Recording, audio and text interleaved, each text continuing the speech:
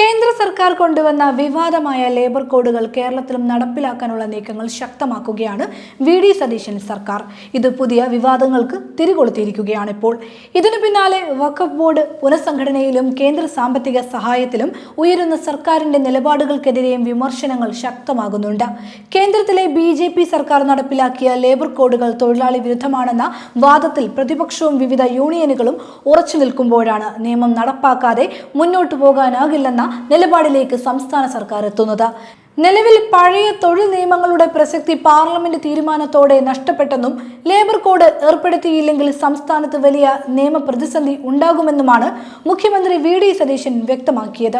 എന്നാൽ വിഷയം ചർച്ച ചെയ്യാൻ ഉടൻ തന്നെ തൊഴിലാളി സംഘടനകളുടെ യോഗം വിളിച്ചു ചേർക്കുമെന്നും അദ്ദേഹം കൂട്ടിച്ചേർത്തിരുന്നു.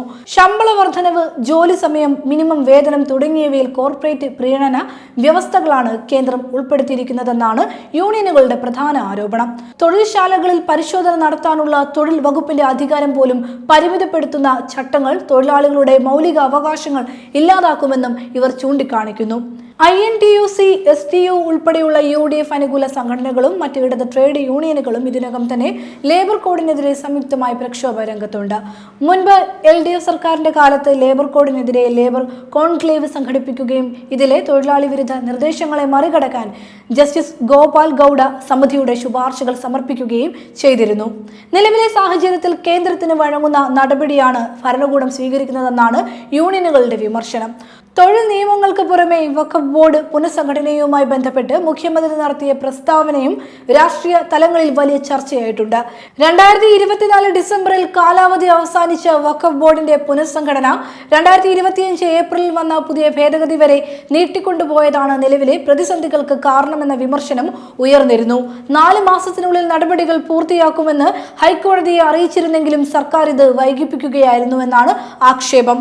മാധ്യമപ്രവർത്തകരുടെ ചോദ്യങ്ങൾക്ക് മുന്നിൽ പിന്നീട് ഈ വിഷയത്തിൽ നൽകിയ വിശദീകരണം തിരുത്തേണ്ടി വന്നതും സർക്കാരിനെ പ്രതിരോധത്തിലാക്കിയിട്ടുണ്ട്.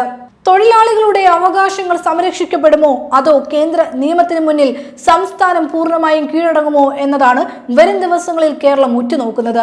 യൂണിയനുകളുമായി നടത്തുന്ന ചർച്ചകളുടെ ഫലവും വഖഫ് ധനകാര്യ വിഷയങ്ങളിലെ തുടർ നടപടികളും വരും ദിവസങ്ങളിൽ വലിയ രാഷ്ട്രീയ മാറ്റങ്ങൾക്ക് വഴിവെച്ചേക്കാം. സ്ഥിരം ജോലി സങ്കല്പങ്ങൾക്ക് തിരിച്ചടിയാകുന്ന കരാർ വൽക്കരണം, അനായാസമായ പിരിച്ചുവിടൽ, സമരം ചെയ്യാനുള്ള അവകാശങ്ങളിലെ നിയന്ത്രണം എന്നിവയാണ് തൊഴിലാളികളെ പ്രധാനമായും ആശങ്കപ്പെടുത്തുന്നത്. IT, റീറ്റെയിൽ, നിർമ്മാണം തുടങ്ങിയ എല്ലാ മേഖലകളിലും ഇത് ബാധിക്കും.